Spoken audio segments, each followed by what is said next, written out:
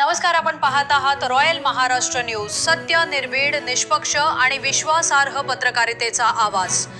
नमस्कार. आज आपण एकांबे जिल्हा परिषद गटातील 7 गणामधील अपक्ष उमेदवार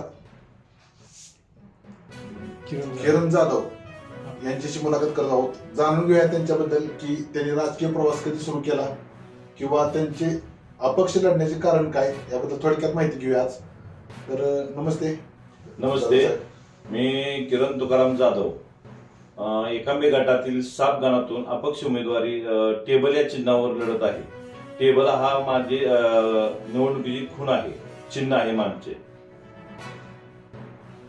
तुम्ही राजकीय प्रवास कधीपासून सुरू केला? गेली 30 वर्ष मी राजकारणात आहे.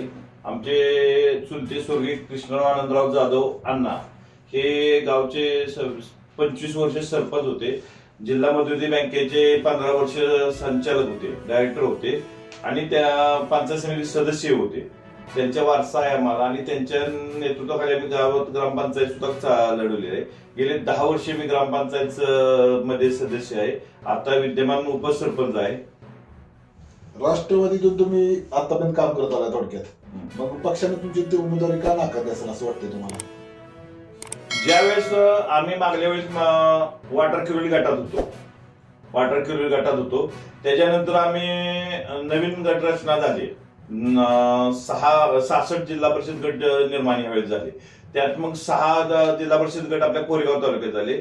आमचे कराड उत्तरची 12 गावं एकांबे गटात आली. एकांबे गटात आल्यानंतर धामनेर टू जायगाव बेलेवाडी असं आमचा गण पडल्यानंतर माझे जवळचे संबंध प्रत्येक गावात पाहुणे किंवा बैलगाडी क्षेत्र, कुस्ती क्षेत्र, माझा वाहन व्यवसायामुळे माझी तिथं प्रत्येक शेतकऱ्याची ओळख आहे. आणि त्या निमित्तानं ज्यावेळेस आरक्षण पडलं, गण डिक्लेअर झाला, त्यावेळेस मी पक्ष श्रेष्ठींना विचारलं आमच्या की बाबा मी इच्छुक आहे, मी तयारी करू का. गेले 3 महिन्यापूर्वी मी तयारी केली आणि त्यानंतर जरा इलेक्शन लांबले गेल्यानंतर मी आपलं प्रत्येक शेतकऱ्याशी किंवा संबंधितांशी मी संपर्कात होतो. आणि मी इतका पुढे गेलो की थांबण्याची इच्छा नाही ना. पाकावर तिळगुळ संक्रांतीला प्रत्येक घरोघरी तिळगुळ माझा संपर्क आला. मला एका शेतकऱ्याचा फोन आला जायगाव मधल्या की आबा तुमच्यामुळे आमचा कोरोनात फायदा लय झाला. त्यांची जी कोरोनात मिरची होती आणि कोरोनात गाड्या सगळ्या बंद असल्यामुळं आमची गाडी तरकारी मुंबईला चालू होती, टेम्पो. त्यावेळी त्यांची मी मिरची नेली, त्यावेळी त्याचा ते शेतकऱ्याचा का फायदा चांगला झाला. मग त्यांनी ते फोन करून सांगितले की आबा तुम्ही प्रामाणिक राहा, आम्ही तुमच्या बरोबर आहे, कारण की आम्हाला तुमच्यासारखं माणूस पाहिजे. आणि आता जर पक्षश्रेष्ठीने आमची उमेदवारी नाकारली तर थांबून बदनामी होण्यापेक्षा, संपण्यापेक्षा त्यापेक्षा लढला कसा त्याला महत्व दिलं मी. हार जीत ही राजकारणात भाग वेगळा आहे, पण लढलो कसा ह्याच्या बेसवर आम्ही अपक्ष उमेदवारी भरली. आता जनतेचा प्रतिसाद कसा आहे तुम्हाला? आता जनतेचा प्रतिसाद माझ्यामध्ये चांगला आहे. आम्ही आता घर टू घर फिरतोय, शेतकऱ्याच्या संबंधात जातोय. राजकीय आहेत आमचे मित्र जुने किंवा बैलगाडी क्षेत्रातले आहेत, कुस्ती क्षेत्रातले आहेत, वाहन व्यवसाय, माझे प्रत्येकाशी संबंध आहेत. असं मला एका पक्षाने दोन्ही पक्षाची माझी माणसं कनेक्टेड आहेत.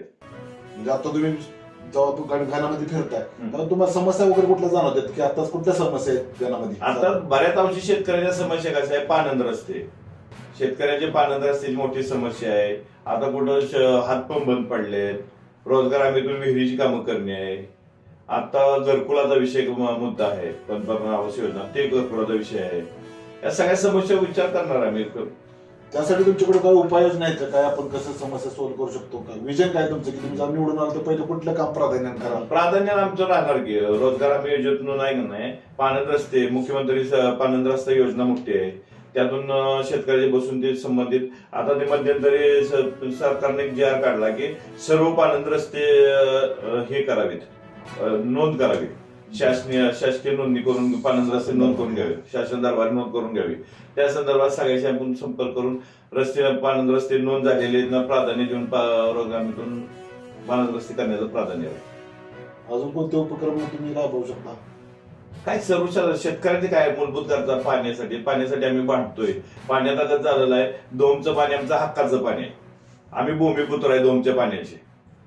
ज्यावेळेस जी.आर झाला दोमचा धरण बांधलं त्यावेळेस असा शासनात जी.आर आहे की पहिला अधिकार दोमचा भूमिपुत्रांना आहे.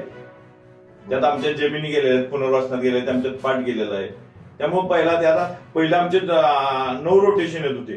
नोव्हेंबर टू जून पावतो 9 रोटेशन. आता 4 रोटेशनवर आले. आज फेब्रुवारी महिना आलाय, 2च रोटेशन आले.